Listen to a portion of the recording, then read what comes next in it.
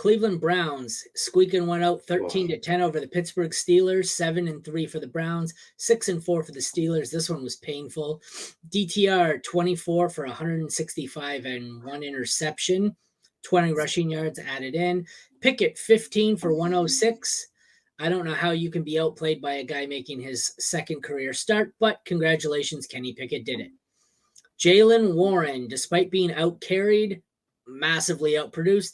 9 carries for 129 and 1, 3 for 16 through the air. Yeah, I know it was on a long touchdown, but it's Jaylen Warren's season. Najee had 12 for 35, not good, and 1 for 1 through the air. Ford was okay. 12 carries, 31 yards, saved by a touchdown, 2 for 8 through the air.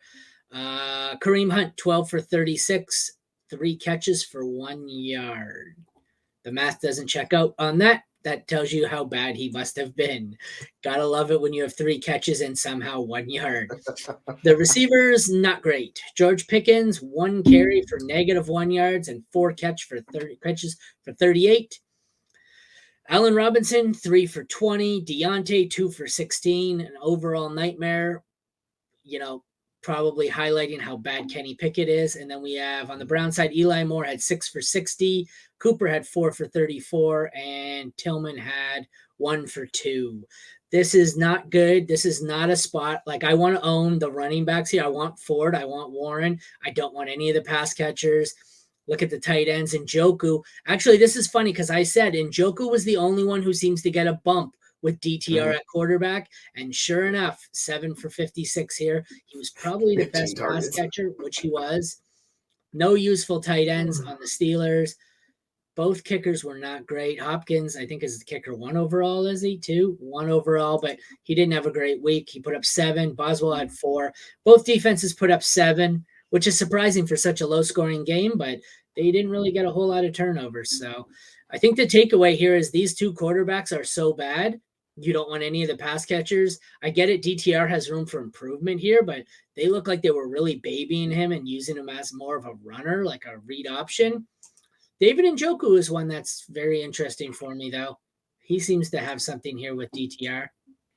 Thoughts? Yeah, I'm with you. Like, it's interesting. Sorry, backup quarterbacks sometimes will hyper target the tight ends because it's the easy pass. They just check down and go to him, and that's what we saw with Njoku. He was literally just eye fucking the hell out of Njoku all day. He's like, oh, Njoku, there you go, another target. And if not efficient, it doesn't work, but like it gets him there because he's getting such volume.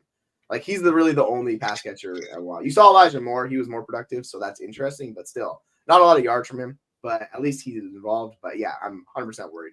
Like, it's not likely that they're going to throw 40 plus times, like, in games. Realistically, how Cleveland's going to try to win is they're going to try to run a lot, and they're just going to try to control the ball because you have DCR, he's not a good quarterback, right? So they're just going to I got a running question backs. Sorry to interrupt. I'm looking at this league while we're in here. This is single QB. I have Herbert and Kyler. Should I drop either for him? Can you see who I'm pointing to? Yeah, Sam Howell. Yeah, you could. I mean, I just noticed why would someone drop Sam Howell in this?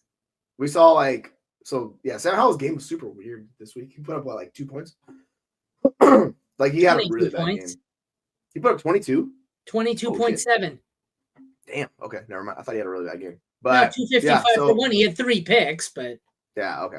Yeah. So, interestingly enough, yeah, like we talked about, Sam Howell is going to be like pushing QB1. I just, when I'm betting on like the talented quarterbacks like Kyler and Herbert, I have a real hard time like going after Sam Howell personally. Well, yeah, you could definitely do that. Like, play it matchup depending, and to see who they face. If he's got a good matchup against a bad like defense, then yeah, absolutely. Why can I not add him? Because I have a 1 QB league where I have Fields and Kyler on the bench because like I had Hurts and I had a bye, so to pick up had Fields, he got injured, and then I was like, all right, well, I'll pick up like Kyler, then I have all these in 1 QB league, so I got to go ship one of them for a tight end or something. But if that doesn't show that I'm all in on Howell, I just walk the walk. I just put in a claim to drop Kyler Murray for him. So, why don't you try to trade one of those quarterbacks in a deal like package to somebody that has shitty quarterbacks and see if you can do that? There's probably not too much of a quarterback market in this.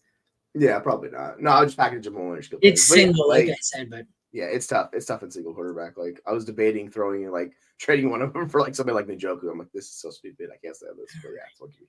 But back to like the issues with Cleveland, it's a disaster. Like, 4 is the only guy I'm really gonna trust in Njoku. Just It's a because disaster for both these teams.